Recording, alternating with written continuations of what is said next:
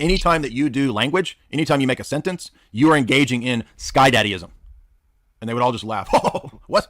I'd be like, okay, you can't make meaningful sentences that predicate things about objects in the external world. They're supposed to have some kind of invariant meaning. That's impossible in your worldview. So you are engaging in sky daddy activities when you make sentences, and just make the whole transcendental argument on the basis of sentences. I love to do that because they get like, they don't even know what to do. I see. Well, yeah, that makes sense. Thank you, Jay, for your time, and Father and I. So have a nice day.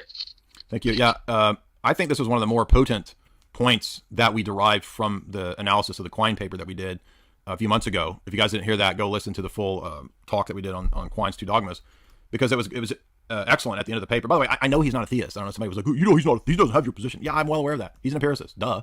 And he says we don't do epistemology anymore. We do psychology. So obviously that's not my position. He's like David Hume, another atheist who's more consistent than the rest of the atheists. That's why he's so valuable.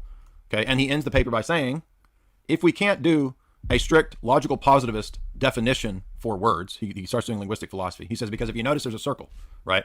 How do we know what the words mean? Well, it's a one-to-one correspondence between word and referent, and we go to the lexicographers. Oh, where do the lexicographers go? Oh, well, they go to other books that define the words. Okay, where do they get it? Oh, well, they went to another guy. And the point is that it's a circle, right? So Quine lays out the circle of the fact that linguistic predication doesn't work in a positivist system, and it becomes a big circle. So then he says, if you realize this, then our position is no different than what Greeks would do when they talked about the gods.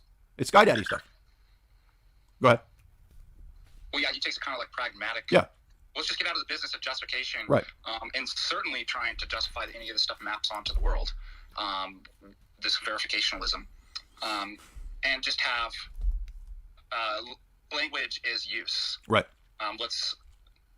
Yeah, basically. The thing is, they never get out of that. They do the exact thing they're always saying that we're getting out of the business of, right? But they still sneak it in. It's like, but you're doing it. It's like I always joke about modern atheistic biologists, right? Like, we've gotten rid of teleology, right? But they're constantly importing teleology.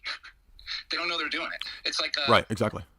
It's well, like and a bad dude with a housewife. He's like, I'm afraid to be seen in public with her, but I can't live without her. That's the modern biologist with teleology. Yeah, and he's talking about is it Carnap? I went like he uses one of the logical. Carnap, yeah, and he's like Carnap said, oh, we'll just have a one-to-one correspondence between referent, right? Oh, this word means this, and this was a problem when it came to positivism and coming up with a logical system for language, right? And so because the problem is that language involves these predications that go beyond one-to-one references. There's all these metaphysical things that keep popping up in language and linguistic philosophy that can't be solved by simple, naive, one-to-one correspondence theories. It becomes silly. What everybody wants to do is they want to, intuition's not wrong, but they want to go from semantics to epistemology and ontology, right?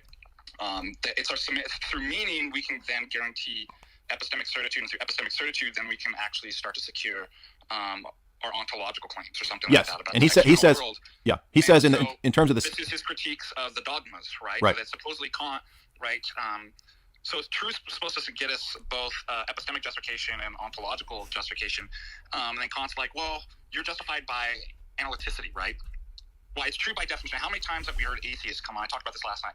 It's true. It's axiomatic, right? It's true by definition. And is Bonjour, is Quine, is myself point out, wait a minute, how is an analytic a priori, how does that automatically become a justification? And at least Quine, that's part of Quine's critique, right? Is that ultimately it's circular and tautological in a trivial way. Right. And it certainly doesn't guarantee that you're saying anything substantive, let alone anything about the world at all, right? Getting outside of. So what does he do? He's just like, well, let's stop pretending that we can do that, and we'll just do psychology. As an empiricist, I continue to think of the conceptual scheme of science as a tool, ultimately for predicting the future experience in light of past experience. Physical objects are conceptually imported into the situation as convenient intermediaries, not by definitions in terms of experience, but simply as irreducible posits, comparable epistemologically to the gods of Homer. Let me interject that for my part, I do, as a lay physicist, believe in physical objects and not Homer's gods. However, it is a scientific error to believe otherwise. In point of epistemological footing, however, physical objects in the world and the gods of Homer differ only in degree, but not in terms of justification, he's saying.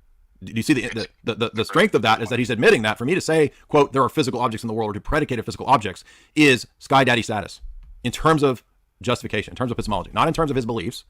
He's not saying that they're sky daddies. He's saying that for me to say, as an empiricist, that I have justification for believing in physical objects in the world is of the same epistemic status as sky daddy gods of Greeks.